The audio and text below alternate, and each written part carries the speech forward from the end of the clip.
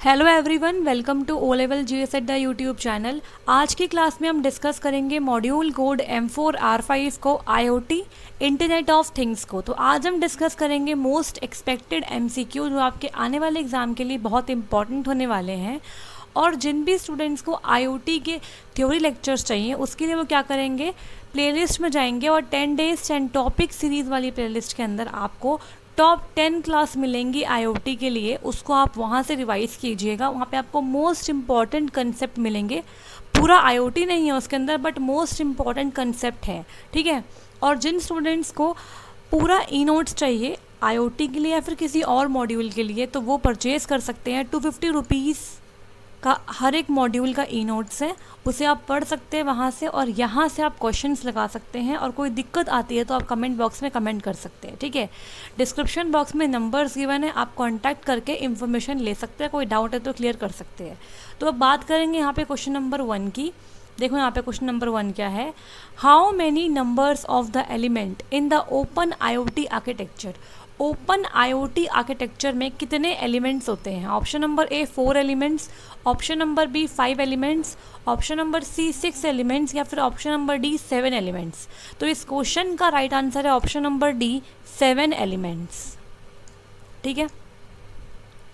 मैंने यहाँ पे भी आंसर मार्क किया हुआ है विद एक्सप्लेनेशन ताकि आपको समझने में आसानी हो। देखो यहाँ पे there are 7 elements in the open IoT architecture. अब आपको एग्जैक्टली नाम याद नहीं करने हैं एलिमेंट्स के, बस आपको नंबर याद करने हैं। फिर भी एक बार देख लेते हैं कौन कौन से एलिमेंट्स होते हैं। देखो यहाँ पे कॉन्फ़िगरेशन एंड मॉनिटर करना, cloud data storage, scheduler, request definition, request presentation, service delivery and utility manager, sensor, middleware, XGSN। तो ये 7 नंबर ऑफ एलिमेंट्स होते हैं आपके ओपन आईओटी आर्किटेक्चर के अंदर। आगे बढ़ेंगे और बात करेंगे यहाँ पे क्वेश्चन नंबर 2 की, which of the following is the way in which the IoT device is associated with data. देखो आप सब लोग जानते हो कि आईओटी का मतलब क्या होता है, इंटरनेट ऑफ थिंग्स। आप किसी भी थिंग को, जो भी आपके आसपास अवेलेबल है, जो भी आप डेली लाइफ में थिंग्स यूज़ करते हो, जैसे कि आपका रेफ्रिजरेटर हो गया, आपका एयर कंडीशनर हो गया, ठीक है, या फिर आपकी लाइट्स हो गई, तो उनको आप क्या करते हो, इंटरनेट से कनेक्ट कर देते हो, ठीक है। क्यों? क्योंकि हम उनकी इंटरेक्टिविटी बढ़ाना चाहते हैं, उनके अंदर एक इंटेलिजेंस डालना चाहते हैं कि किस सिचुएशन में कैसे वर्क करना है। तो इसीलिए हमने आईओटी का कंसेप्ट यूज़ करना शुरू कर दिया था।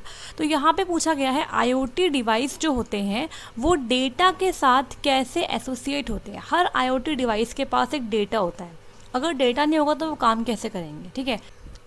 फॉर एग्ज़ाम्पल मान लो आप अपने घर से कुछ दूरी पे हो, आप ऑफिस से घर आ रहे हो और आप घर से कुछ दूरी पे हो, लेट सपोज आप आधे किलोमीटर दूर हो।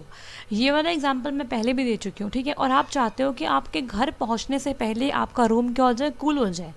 तो उसके लिए आप क्या कर रहे हो कि जो आपका एयर कंडीशनर है, ठीक है, जो कि आपका एक आईओटी डिवाइस है और जो आपके मोबाइल फ़ोन से कनेक्टेड है, ठीक है, आपने अपने मोबाइल फ़ोन का यूज़ करके उस पर्टिकुलर आपने एसी को ऑन कर दिया, ठीक है। तो इससे क्या हुआ, आधे किलोमीटर पहले ही आपने उसे ऑन किया ताकि घर पहुंचने से पहले वो कूल हो जाए आपका रूम, ठीक है। तो इस तरीके से क्या हुआ कि आपके आईओटी डिवाइस के पास एक डेटा था, उसके पास रूम का पूरा डेटा होता है और उसने उसको यूज़ किया और वो अपने आप को ऑन कर पाया, ठीक है।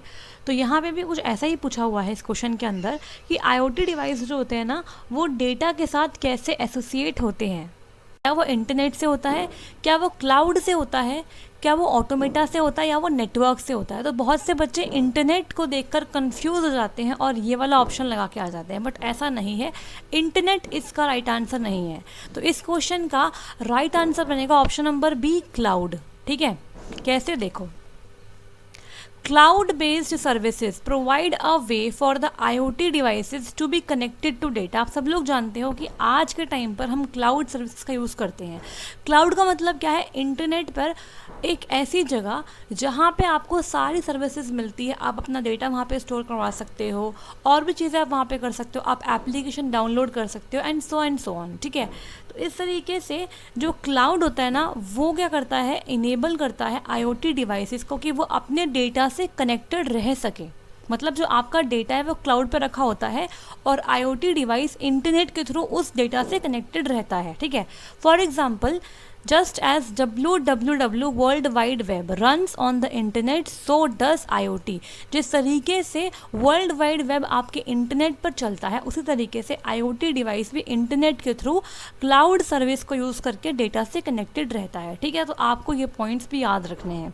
मैंने यहाँ पे एक्सप्लेनेशन डाल दिया ताकि आपको समझने में आसानी हो। ठीक है, और मेरा एक पेड वीडियो कोर्स भी अवेलेबल है IoT के लिए और पाइथन के लिए, आप वो क्लास भी ले सकते हो। उसमें आपको लेक्चर वाइज रिकॉर्डिंग मिलेगी, हर एक चैप्टर वाइज आराम से समझ पाओगे आप। मैंने ही उसे पढ़ाया हुआ है, आप उसे भी ले सकते हैं अंडरस्टैंडिंग के लिए। ठीक है, तो आगे बढ़ेंगे और यहाँ पे क्वेश्चन नंबर 3 की बात करेंगे। देखो, which of the following IoT networks has a very short range. ठीक है, कौन से IoT नेटवर्क, जो आपको फॉलोइंग IoT नेटवर्क गिवन है, इनमें से कौन से नेटवर्क की सबसे छोटी रेंज होती है? शॉर्ट नेटवर्क, LPWAN, सिगफॉक्स या फिर शॉर्ट रेंज वायरलेस नेटवर्क। तो इस क्वेश्चन का राइट आंसर बनेगा, देखो यहाँ पे 2 ऑप्शन में बच्चे कंफ्यूज हो सकते हैं, या तो शॉर्ट नेटवर्क में या फिर शॉर्ट रेंज वायरलेस नेटवर्क में। बट इस क्वेश्चन का right answer option number D बनेगा, शॉर्ट रेंज वायरलेस नेटवर्क। ठीक है, देखो, short range wireless networks have a very short range. This type of network is used for applications running in the local environment. The best example of this network is wifi and Bluetooth. आपने देखा होगा wifi और Bluetooth की एक range होती है specific. आपने ये भी देखा होगा कि ब्लूटूथ जो होता है ना, उसकी मैक्सिमम रेंज लगा लो आप 10 मीटर तक वो काम कर सकता है, इससे ज़्यादा वो काम नहीं करता। तो अगर आपको ब्लूटूथ से अपना किसी को फ़ोन को जोड़ना है, तो आप क्या करोगे, 10 मीटर की रेंज में फ़ोन को रखोगे। अगर आपने रेंज बढ़ा दी तो आपका फ़ोन उस वाले फ़ोन से कनेक्ट नहीं हो पाएगा। सेम एज़ वाईफाई की भी एक रेंज होती है, शॉर्ट रेंज में ही आता है ये भी। ठीक है, एक घर में अगर आप वाईफाई लगाते हो ग्राउंड फ्लोर पे, तो ये पॉसिबल है कि आपके टेरेस तक वो नेटवर्क नहीं आ पाए या फिर बहुत ही कम आता है वो नेटवर्क। ठीक है, तो इसकी बहुत शॉर्ट रेंज होती है। ठीक है, तो शॉर्ट रेंज वायरलेस नेटवर्क के 2 एग्जाम्पल याद कर लेना, वाईफाई और ब्लूटूथ। ठीक है, क्लियर हो गया। अब आगे बढ़ेंगे और यहाँ पे बात करेंगे, ये देखो फुल फॉर्म से आपको IoT में क्वेश्चन देखने को ज़रूर से मिल सकते हैं। ठीक है, फुल फॉर्म्स इसमें बहुत सारी मिलने वाली हैं आपको, तो देखते हैं। What is the full form of LPWAN? जो ऑप्शन हमने यहाँ पे देखा था ना, इसी की फुल फॉर्म आपसे यहाँ पे पूछी हुई है। तो देखो इसकी फुल फॉर्म क्या होने वाली है, low protocol wide area network, low power wide area network, long protocol wide area network या फिर long power wide area network. तो इस क्वेश्चन का right answer option number B होगा, low power wide area network. ठीक है, van तो आप लोग जानते हैं वैन क्या होता है, हम पढ़ चुके हैं पहले ही। अब वैन के आगे LP का मतलब क्या है, लो पावर, इसकी पावर क्या है, कम है। The full form of LPWAN is Low Power Wide Area Network. LPWAN is a type of wireless telecommunication. ठीक है, टेलीकम्युनिकेशन के लिए इस्तेमाल करते हैं इस नेटवर्क को, वायरलेस नेटवर्क है ये, and it is specially designed for M2M, मतलब machine to machine and IoT devices. ठीक है, मशीन टू मशीन और IoT डिवाइसेस के लिए इसको बनाया गया है, किसको, LPWAN को। ठीक है, आगे बढ़ेंगे और बात करेंगे यहाँ पे नेक्स्ट क्वेश्चन की। नेक्स्ट इसका आंसर था B। ठीक है, next question is 5th, an IoT network is a collection of dash devices. ये अच्छा क्वेश्चन है, इसे मैं इंपॉर्टेंट मार्क कर रही हूँ, स्टार मार्क कर रही हूँ। यहाँ बोला गया है an IoT network is a collection of dash devices.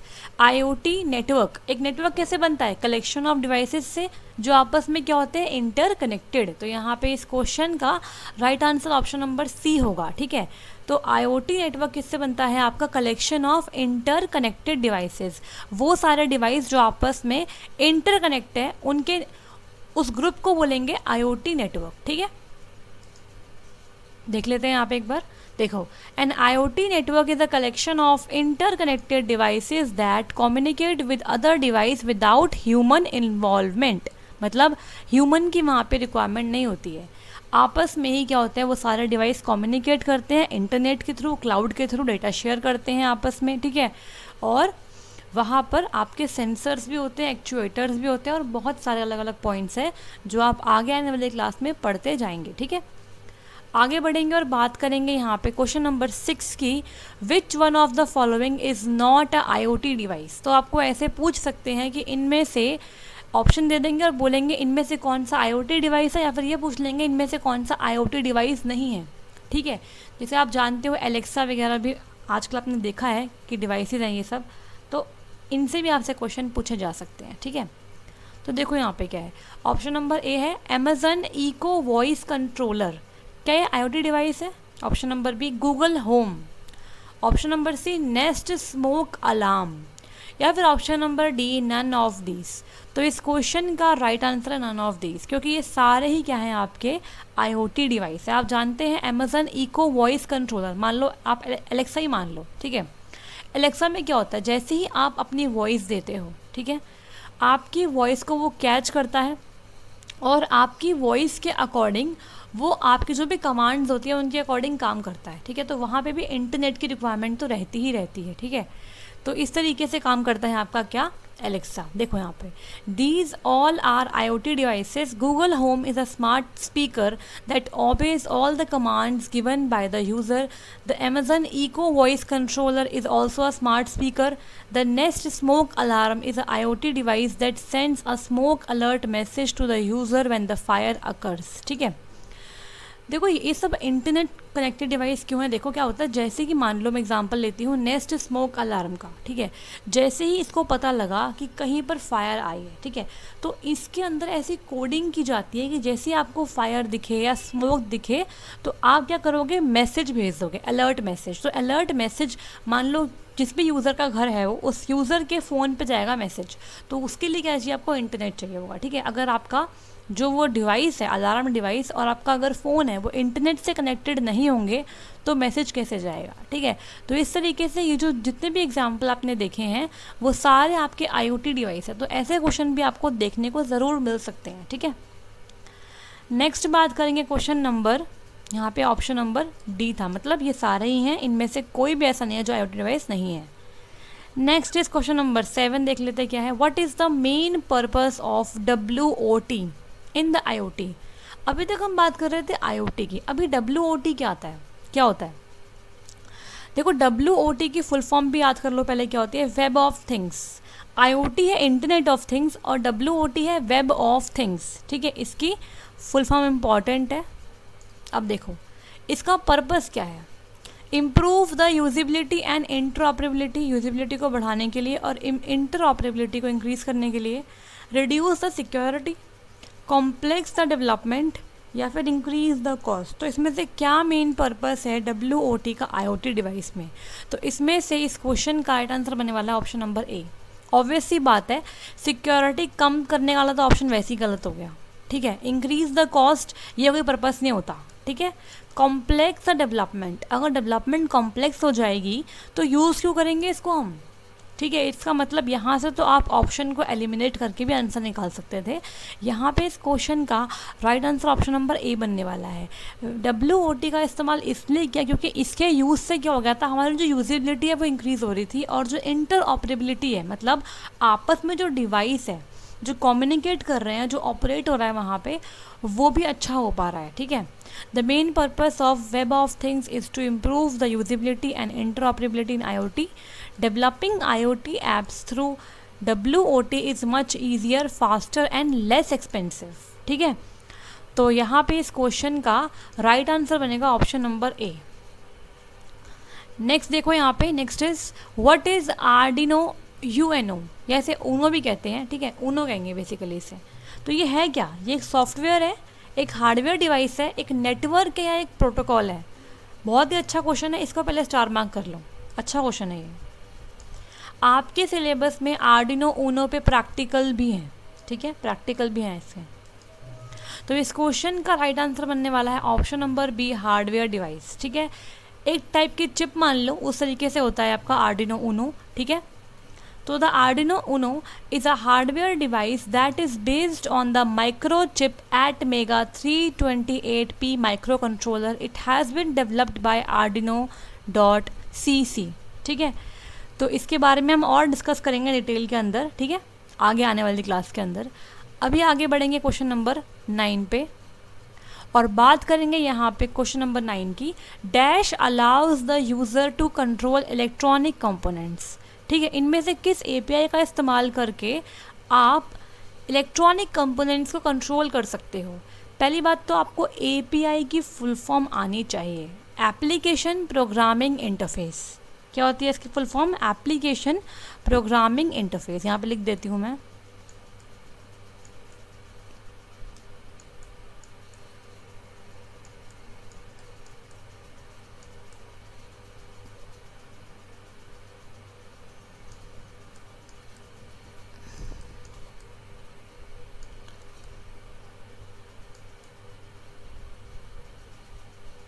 ठीक है, तो यहाँ पे आपसे पूछा गया है किस पर्टिकुलर एपीआई का इस्तेमाल करके आप कंट्रोल कर सकते हो इलेक्ट्रॉनिक कंपोनेंट्स को। Android API, RESTful API, MQTT API या फिर COAP एपीआई। तो यहाँ पे इस क्वेश्चन का राइट आंसर बनने वाला है ऑप्शन नंबर बी, RET फुल या फिर रेडफुल एपीआई। द RET फुल API allows the user to control the electronic components। आप इसे ऐसे याद करो कि इलेक्ट्रॉनिक कंपोनेंट्स को कंट्रोल करने के लिए इस्तेमाल करते हैं RET फुल API का। ठीक है, connected to the Intel Galileo generation 2 board by HTTP request. इसको इतना डिटेल में करने की ज़रूरत नहीं है। ठीक है, नेक्स्ट आगे बढ़ेंगे। क्वेश्चन नंबर 10 देखते हैं क्या है। Which of the following is not a application of IoT। इनमें से कौन सी एप्लीकेशन नहीं है IoT की? वियरेबल्स, स्मार्ट ग्रिड, आर्डिनो या फिर स्मार्ट सिटी। अच्छा क्वेश्चन है ये भी, बहुत ही आसान क्वेश्चन है, आप देखते ही इसका आंसर लगा सकते हैं। ठीक है, तो यहाँ पे आंसर है आर्डिनो। आर्डिनो तो एक हार्डवेयर डिवाइस है, हमने अभी पढ़ा है, तो ये तो इसके एप्लीकेशन हो ही नहीं सकता ना। देखो स्मार्ट सिटी तो ऑब्वियसली इसकी एप्लीकेशन है। ठीक है, स्मार्ट ग्रिड भी इसकी एप्लीकेशन है और वियरेबल्स भी इसकी एप्लीकेशन है। ठीक है, क्या नहीं है इसकी एप्लीकेशन? आर्डिनो नहीं है, क्योंकि आर्डिनो एक डिवाइस होता है, एक हार्डवेयर डिवाइस जिसकी हेल्प से हम क्या करते हैं, बहुत सब चीज़ें करते हैं। अभी आगे पढ़ेंगे हम। ठीक है, और वही देखो यहाँ पे लिखा हुआ है दोबारा से, ये माइक्रो चिप होती है एटमेगा 328P माइक्रो कंट्रोलर पर बेस्ड होती है। ठीक है, आज की क्लास में हम डिस्कस करने वाले हैं टॉप 15 MCQ। तो आगे बढ़ेंगे और बात करेंगे यहाँ पे क्वेश्चन नंबर 11 की। Which one of the following protocol is light weight. ये भी अच्छा क्वेश्चन है, इसे स्टार मार्क कर रही हूँ, ये भी अच्छा क्वेश्चन था। ठीक है, तो इनमें से कौन सा प्रोटोकॉल लाइट वेट प्रोटोकॉल है? IP, HTTP, MQTT and COAP। तो इस क्वेश्चन का राइट आंसर है option number C, MQTT। MQTT की फुल फॉर्म पूछी जा सकती है और आई थिंक लास्ट क्लास में आपसे पूछी गई भी थी, लास्ट जो पेपर हुआ था उसमें पूछी गई थी। तो यहाँ पे इस क्वेश्चन का राइट आंसर है MQTT की फुल फॉर्म देख लो यहाँ पे क्या है, मैसेज क्यू टेलीमेट्री ट्रांसपोर्ट। इसकी फुल फॉर्म तो बहुत ही इंपॉर्टेंट है, आपसे पूछ सकते हैं फुल फॉर्म के बारे में। ठीक है, it is a light weight messaging protocol that runs over TCP/IP protocol. ठीक है, एक लाइट वेट है मैसेजिंग प्रोटोकॉल, मतलब डिवाइसेस के बीच में जो मैसेजेस होते हैं उनको कम्युनिकेट करने के लिए इस्तेमाल करते हैं हम किसका? MQTT का, message queue telemetry transport protocol. और ये काम किस पे करता है? TCP/IP प्रोटोकॉल के ऊपर। ठीक है, तो यहाँ पे इसकी फुल फॉर्म इंपॉर्टेंट थी और साथ में ये कि ये एक लाइट वेट प्रोटोकॉल होता है। ठीक है, next is question number 12। What is the role of big data in IoT smart grid architecture. तो यहाँ पे एक टर्म आई है big data. Big data basically क्या होता है? Large amount of data, large amount of data. ठीक है, इतना डेटा जिसको हैंडल करना बहुत डिफ़िकल्ट होता है, बहुत सारे बड़े बड़े प्रोसेसर्स लगते हैं इसके लिए, वेयर हाउस बनाए जाते हैं। ठीक है, इस पे काम करने के लिए। जैसे मान लो आपका फेसबुक का डेटा है, आपका इंस्टाग्राम का डेटा है, गूगल का डेटा है, तो जो डेटा है ना ये बहुत ही ज़्यादा वास्ट डेटा है। ठीक है, इसे हम क्या बोलेंगे? बिग डेटा बोलेंगे। क्लियर हो गया? अब ये डेटा दो टाइप का होता है, यहाँ पे थोड़ा और डिस्कस कर लेते हैं। ये डेटा दो टाइप का होता है। पहला होता है structured data,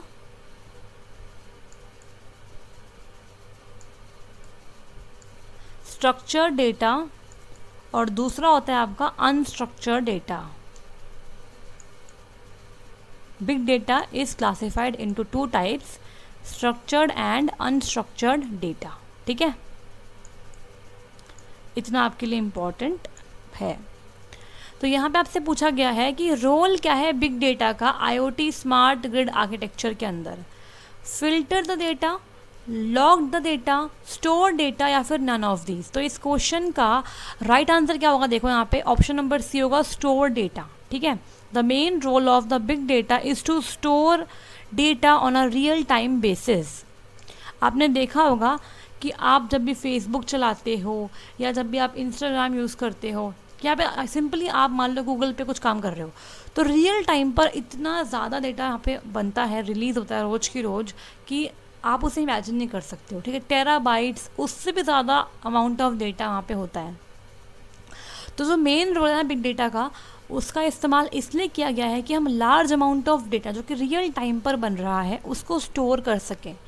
it uses multiple storage technology to store data. ठीक है, जैसे कि आपको बताया था मैंने पहले भी कि बिग डेटा क्या करता है, डेटा को स्टोर करने के लिए बहुत सारी टेक्नोलॉजी का यूज़ करता है। जैसे कि वो अलग अलग प्लेसेस पे अलग अलग डिस्ट्रीब्यूटेड क्या बनाता है, वेयर हाउस बनाता है। ठीक है, ताकि वो डेटा को स्टोर कर सके, क्योंकि डेटा क्या है, रियल टाइम पर लार्ज अमाउंट ऑफ डेटा जब बनता है तो उसको स्टोर करना बहुत डिफिकल्ट होता है, बिकॉज एक टाइम पर मल्टीपल यूजर्स अपने डेटा को वहाँ पे क्रिएट कर रहे होते हैं। ठीक है, तो यहाँ पे इस क्वेश्चन का राइट आंसर क्या होगा, स्टोर डेटा होगा। ठीक है, क्वेश्चन नंबर 13 पे आ जाओ। What is the real example of a smart grid device in IoT. Smart grid device का रियल एग्जाम्पल क्या होगा आईओटी के अंदर, mobile phone, television, smart speaker या फिर स्मार्ट मीटर्स। तो देखते हैं यहाँ पे इस क्वेश्चन का राइट आंसर क्या बनेगा, तो वो है option number D, smart meters. Smart grid is used to monitor the power supply. ठीक है, consumers data is collected using the smart grid and that data is analysed and distributed to the consumers. The real example of a smart grid device is a smart meter. देखो smart meter करता क्या है basically, अगर मैं बात करूँ smart grid क्या होता है, तो स्मार्ट ग्रिड ना आपकी पावर सप्लाई को मॉनिटर करता है। ठीक है, जो भी आपकी पावर सप्लाई आ रही है उसकी क्या वैल्यूज़ है, फ्लक्चुएशन कितनी हो रही है, उसको कौन करता है मॉनिटर, आपका स्मार्ट ग्रिड। और जो कंज्यूमर का डेटा है ना, वो कलेक्ट होता है using the smart grid and that data is analysed and distributed to the consumer. आप ऐसा मान लो जैसे कि हमारे घर में जब वो आते हैं, जो आपके बिजली का बिल लेके आते हैं ना, तो पहले वो आपके मीटर रीडिंग के लिए आते हैं, तो उनके पास भी एक डिवाइस होता है उनके हाथ में। ठीक है, जिससे क्या करते हैं, वो आपकी मीटर की रीडिंग लेते हैं, तो वहाँ पे भी वो डेटा कलेक्ट करते हैं कंज्यूमर्स का। ठीक है ना, उसके बाद जाके वो उसे एनालाइज करते हैं, एनालाइज करने के बाद आपका बिल जनरेट किया जाता है। ठीक है, तो इस तरीके से काम करती है आपकी स्मार्ट ग्रिड। तो स्मार्ट मीटर्स जो है ना, वो एक एग्जाम्पल है आपके किसका, आईओटी डिवाइस के। ठीक है, आपके स्मार्ट ग्रिड डिवाइस में आएंगे आपके स्मार्ट मीटर्स। क्लियर हो गया। Next is question number 14। ये क्वेश्चन हम पहले ही पढ़ चुके हैं। What is the full form of MQTT।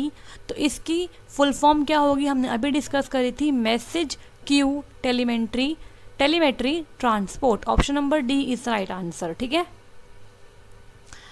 तो देखो यहाँ पे क्या है, ये एक लाइट वेट मैसेजिंग प्रोटोकॉल है जो कि आपके TCP/IP के ऊपर रन करता है। ठीक है, आगे बढ़ेंगे और बात करेंगे यहाँ पे क्वेश्चन नंबर 15 की, जो कि आज की क्लास का लास्ट क्वेश्चन है।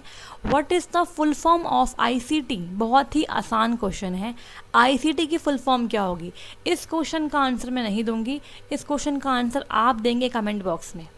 बहुत ही आसान है इसका आंसर, बहुत ही आसान। आज के टाइम पे आपने देखा है कि जो भी आपकी स्टडीज़ है वो सब कहाँ हो रही है, ऑनलाइन हो रही है, बिकॉज ऑफ कोरोना वायरस। ठीक है, तो वहाँ पे आपकी ICT ही तो काम में आ रही है। इसकी फुल फॉर्म क्या है, इंटरकनेक्ट टेक्नोलॉजी है, इंटरनेट कनेक्शन टोपोलॉजी है, इंफॉर्मेशन एंड कम्युनिकेशन टेक्नोलॉजी है, या फिर इन्फर कम्युनिकेशन टोपोलॉजी है। ठीक है, तो आपको यहाँ पे राइट आंसर करना है इस क्वेश्चन का। और अगर जिस भी बच्चे ने इसका आंसर दिया ना, उसका नाम मैं नेक्स्ट क्लास में डेफिनेटली अनाउंस करने वाली हूँ। बहुत ही आसान है इसका आंसर। ठीक है, तो आज की क्लास आपको कैसी लगी बताइएगा कमेंट बॉक्स में, और कोई डाउट हो, कोई सजेशन हो तो आप ज़रूर दीजिएगा कमेंट बॉक्स के अंदर। मिलते हैं नेक्स्ट क्लास में, और नेक्स्ट क्लास में कवर करेंगे कुछ आगे के इम्पॉर्टेंट कंसेप्ट को, जो कि आपके आगे आने वाले एग्ज़ाम के लिए काफ़ी इंपॉर्टेंट होंगे। ठीक है, इस क्लास को लाइक कर दीजिएगा, शेयर कर दीजिएगा, और अपने सभी फ्रेंड्स को बताइएगा कि इस चैनल पर O लेवल की एग्ज़ाम की तैयारी होती है, वो भी आए और एग्ज़ाम की तैयारी अच्छे से करें। तो all the best to all of you. जो भी तैयारी कर रहे हैं अच्छे से करिए, टाइम बहुत कम बचा है। इस कम टाइम में हमको अच्छी तैयारी करनी है और एग्ज़ाम को क्लियर करना है, ठीक है। तो मिलेंगे नेक्स्ट क्लास में। Thank you so much.